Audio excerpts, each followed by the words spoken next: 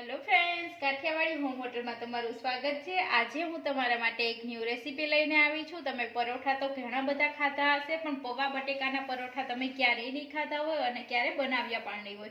तो आज हूँ तमने एकदम सरल रीतना पौवा बटेका परोठा बनावता शीखवाड़ीश। तो सौ प्रथम आपणे एना माटे जोशे चोखाना पौवा।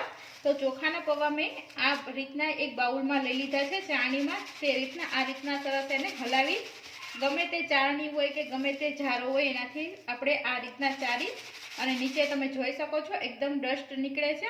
आ रीतना आपणे सरस रीतना एने चारी अने हूँ साफ करी लઉં છું। तो आ रीतना मैं एकदम सरस साफ करी लीधा छे, जरा पण डस्ट रही नथी।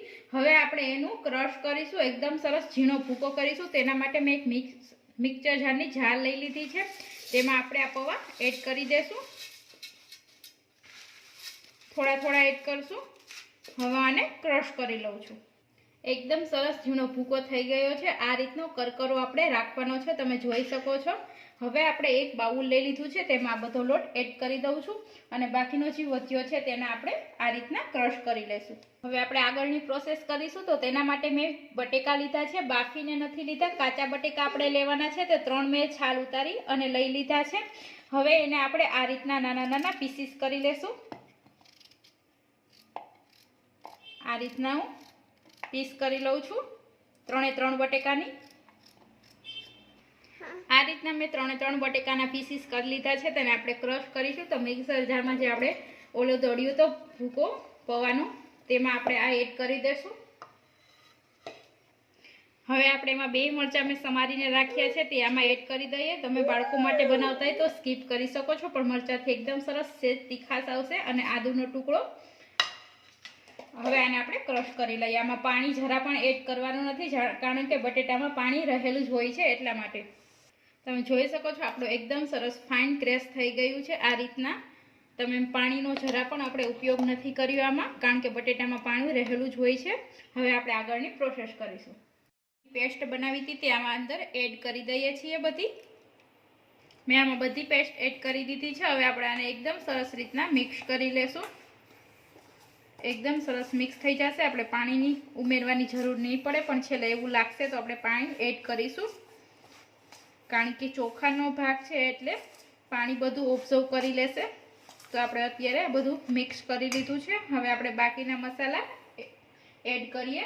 तो सौ प्रथम आपणे नमक एड करीशुं। तमारा स्वाद अकोर्डिंग आपणे नमक एड करवानुं छे। हवे आपणे आखुं जीरुं लीधुं छे ते हाथनी मददथी आ रीतना एड करी दઈએ। जीराथी एकदम सरस टेस्ट आवशे।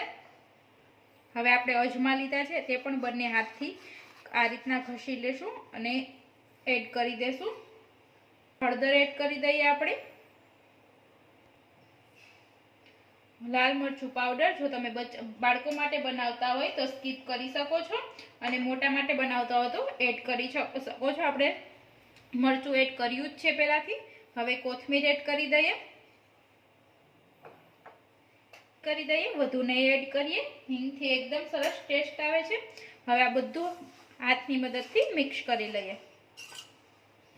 1 टीस्पून जेटलुं तेल एड करी देशुं, जेथी आपणा परोठा एकदम सरस क्रिस्पी बनशे।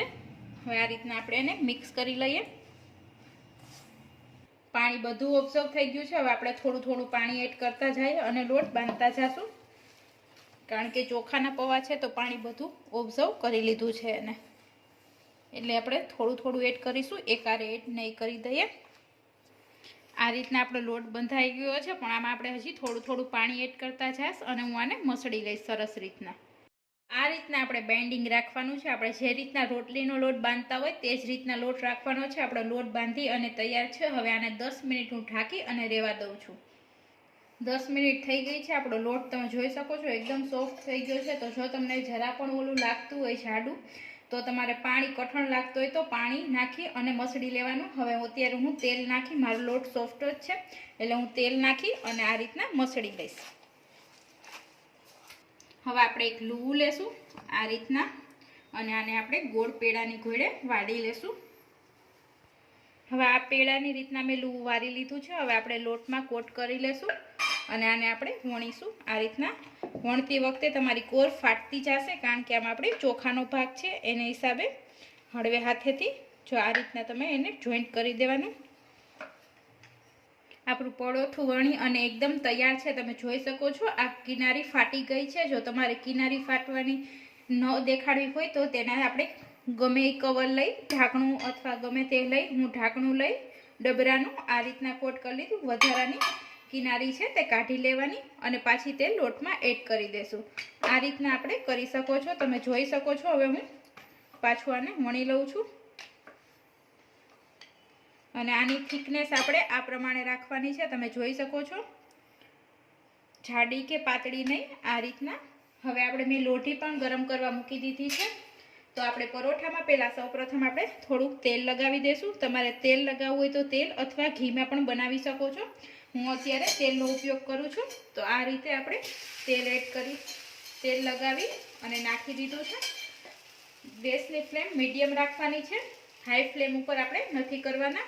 હવે ઉપરથી હું થોડું આ રીતના તેલ લગાવી દઉં છું.